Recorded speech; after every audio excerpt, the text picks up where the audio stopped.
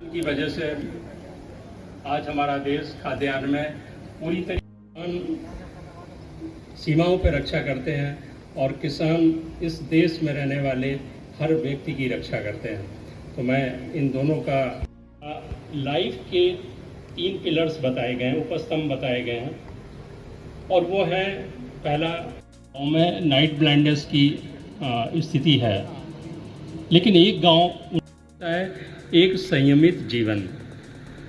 तो इन तीनों में भी गणना सबसे पहले आर की ही आई है। और ये देखें कि आज हम जो प्राण याचना के बारे में कही गई, हम हमारे जो चिकित्सा को आज जो सबसे मुख्य फसल राजस्थान की बाजरे की है और किसान को औने पौने भाव के अंदर वो बाजरे की रेट के अंदर किसान को बाजरी बेचनी पड़ती है। लगभग 1200, कभी 1300, हाईएस्ट 1400 रुपये मिल जाते हैं। और किसान लगातार एमएसपी की मांग करता आया है, लेकिन राजस्थान की सरकार की हठधर्मिता है कि वो भारत सरकार को आज दिन तक ये चिट्ठी नहीं लिख पाई कि राजस्थान के किसानों की बाजरी खरीदी जाए, क्योंकि भारत सरकार की जो गाइडलाइन है उसके अनुसार राज्य सरकार जिस फसल की डिमांड करती है उस फसल की खरीद करने का काम भारत सरकार करती है। तो लेकिन आज मुझे इस बात को कहना पड़ रहा है कि राजस्थान का किसान और भारतीय जनता पार्टी ने कई बार मुख्यमंत्री अशोक जी गहलोत को चिट्ठियां भी लिखी, किसान संघ के यूनियन के नेताओं ने भी चिट्ठी लिखी, लेकिन उसके बावजूद भी आज दिन तक भारत सरकार को वह पत्र प्राप्त नहीं हुआ, जिससे किसानों को आने वाले समय में बहुत अच्छा लाभ होने वाला है। जो किसान आज एमएसपी की की वजह से लगभग मैं सोचता हूं कि अगर एमएसपी की दर पर अगर किसान की खरीद हो जाए तो राजस्थान के किसानों को लगभग 4000 करोड़ रुपए की अतिरिक्त आय हो सकती है। मैं कह रहा हूं कि 2023 है वो मिलेट्स ईयर मनाया जाएगा। माननीय प्रधानमंत्री नरेंद्र मोदी जी के नेतृत्व में ये मिलेट्स ईयर मनाया जाएगा वर्ल्ड के अंदर, जिसका नेतृत्व भारत करेगा। तो उस समय बाजरे के प्रोडक्ट हर 5 स्टार होटल के अंदर मिलेट्स के आइटम एक कोई होगा। तो हमारा बाजरा मिलेट्स के अंदर आता है, तो बाजरे की महत्ता बढ़ेगी, डिमांड बढ़ेगी, वर्ल्ड के अंदर डिमांड बढ़ेगी, तो इसका फ़ायदा ऑलमोस्ट किसान को ही होगा। और विशेषकर बाजरे का उत्पादन राजस्थान में अधिक होता है, राजस्थान के किसान को होगा।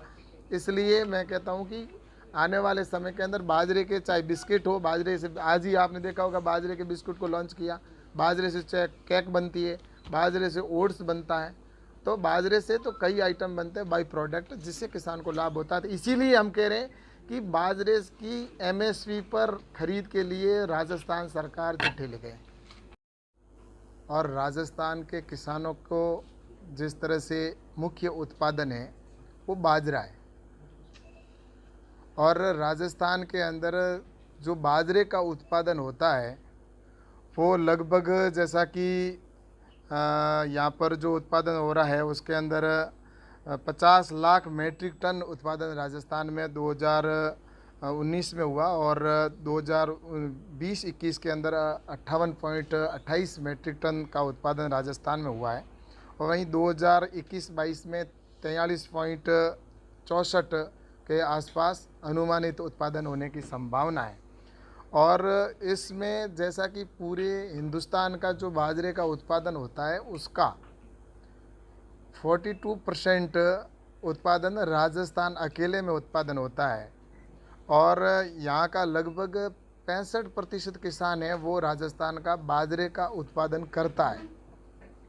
और ये क्षेत्रफल भी अगर देखा जाए तो लगभग 2020 के अंदर 20 में 39 लाख और 42,000 हेक्टेयर के अंदर ये बाजरे की बुआई की गई थी, और इसी तरह 21 के अंदर भी 37 लाख और 34,000 हेक्टेयर के अंदर बाजरे की बुआई की गई है।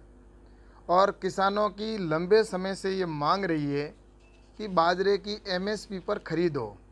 आज बाजरे की एमएसपी की जो रेट है वो 2250 रुपये है। माननीय प्रधानमंत्री नरेंद्र मोदी जी की सरकार जब बनी तो उन्होंने एमएसपी को 1.5 गुना करने का काम किया, और उसके अंदर बाजरा जो राजस्थान की मुख्य फसल है उसको भी उसके अंदर इंक्लूड किया गया। और मुख्य जो 16 फसलें हैं उनके अंदर बाजरा भी है।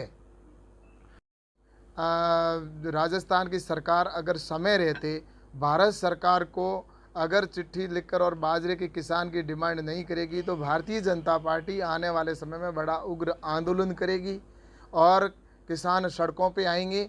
और जब तक हमारी ये मांगें जो किसानों की पूरी नहीं होगी तब तक भारतीय जनता पार्टी राजस्थान की सरकार है उसको नाक में नकेल डालने के लिए भी तैयार है कि किसानों की मांग के लिए, क्योंकि प्रधानमंत्री जी की सोच है कि किसानों की इनकम डबल करना और 2022 तक लक्ष्य पूरा करना है। तो इसलिए ये निश्चित रूप से मैं कह सकता हूँ कि आने वाले वक्त के अंदर बाजरे को, जो राजस्थान की मुख्य क्रॉप है, उसको राजस्थान की सरकार खरीद के लिए भारत सरकार को डिमांड करे, और नहीं तो आने वाले वक्त के अंदर भारतीय जनता पार्टी बहुत बड़ा आंदोलन करेगी। राजस्थान के अंदर बाजरे का जो होने वाला उत्पादन है तो लगभग 43.64 लाख मीट्रिक टन उत्पादन होने वाला है। ये पिछले साल से कम कैसे है? ऐसा है कि बरसात की, जिसकी वजह से बरसात कुछ क्षेत्र के अंदर कम हुई, सोइंग कम हुई, उसकी वजह से ये उत्पादन कम हुआ है। लेकिन कुल मिलाकर चाहे किसान का उत्पादन कम हो, लेकिन ज़्यादा विषय वो नहीं है। बाजरा राजस्थान के किसानों का, राजस्थान की सरकार है वो उसके लिए डिमांड भारत सरकार को हो रहा है। भारत सरकार तैयार है बाजरा खरीदने के लिए, लेकिन राज्य सरकार जानबूझकर किसानों के नाम पर राजनीति करती है।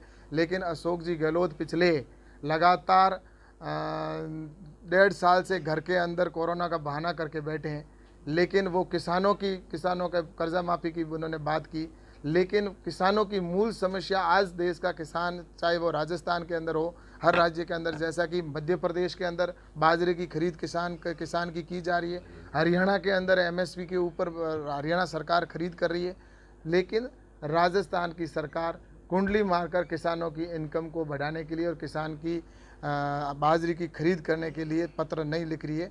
तो मैं सोचता हूँ कि निश्चित रूप से किसान विरोधी ये सरकार है जो किसानों के नाम पर राजनीति करती है, लेकिन एमएसपी खरीद करने के लिए भारत सरकार को चिट्ठी नहीं लिख रही।